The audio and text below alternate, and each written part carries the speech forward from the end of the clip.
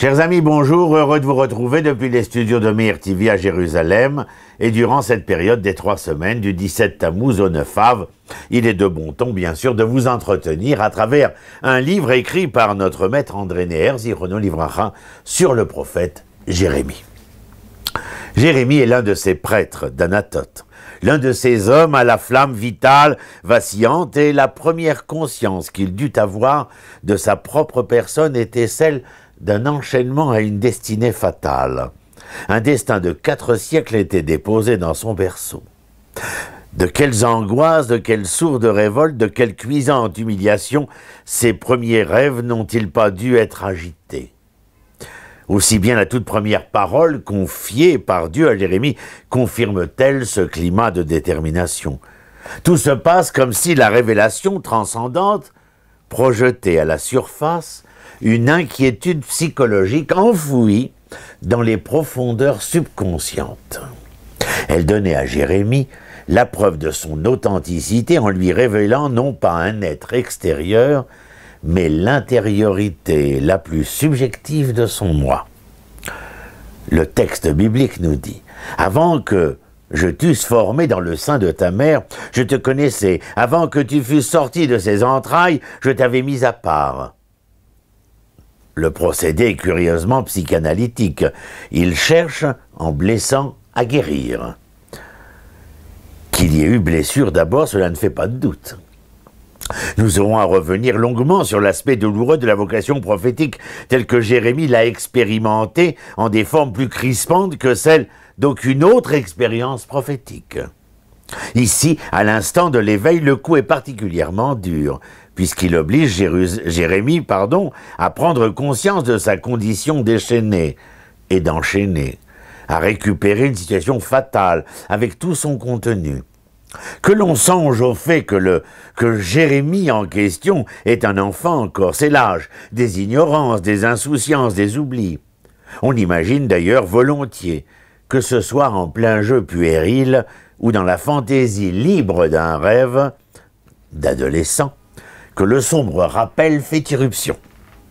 Cet enfant ne savait pas ou ne savait plus, à ce moment, qu'il était différent des autres.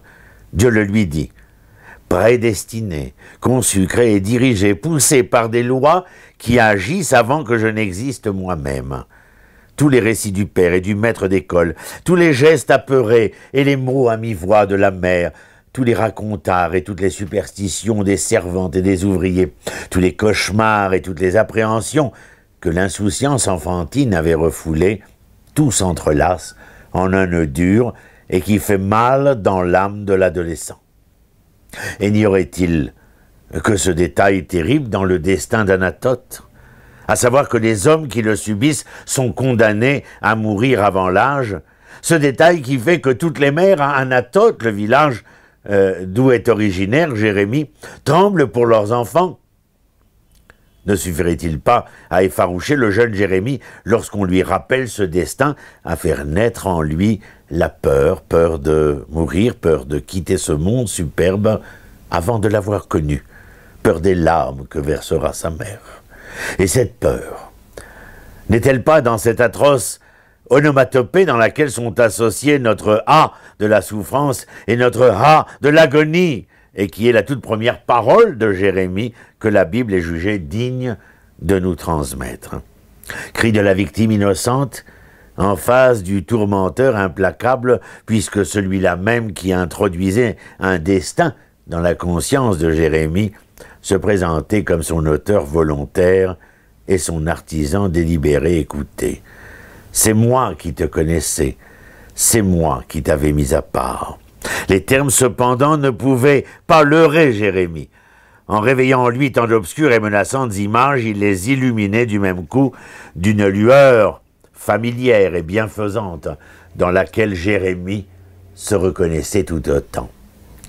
Par une étrange technique d'éclairage, sans que rien ne soit modifié à la substance des choses qui affluaient en lui, les grimaces deviennent sourires, les douleurs exaltation, les répulsions invitent, le destin vocation. Il suffisait de ces 2 mots, connaître et mettre à part, pour provoquer en Jérémie un afflux de réminiscences diamétralement opposées à celles qu'amenait le rappel de la prédestination. Sans doute, il s'agissait là encore de destin, d'antériorité, d'une volonté différente de la mienne, d'insertion dans un ensemble dont je ne suis point l'ordonnateur. Mais le sens de toutes ces notions était comme retourné vers la lumière. Au lieu de se débattre, impuissant, dans les pièges et dans les glues, on avait emporté sur des ailes d'aigle en un vol enivrant. Au lieu d'être poussé dans des déserts arides et brûlants, on était conduit auprès des sources jaillissantes sur des routes sûres et droites. Au lieu d'être paralysé par l'effroi, on ressentait une envie superbe de lutter. Au lieu d'être maudit, on était béni. La douleur restait, mais elle avait dorénavant un sens. Voilà pour ces quelques mots d'André Neher concernant le prophète Jérémie qui nous accompagne durant toutes ces semaines dans les lectures des Haftarot que nous lisons après la lecture de la Torah.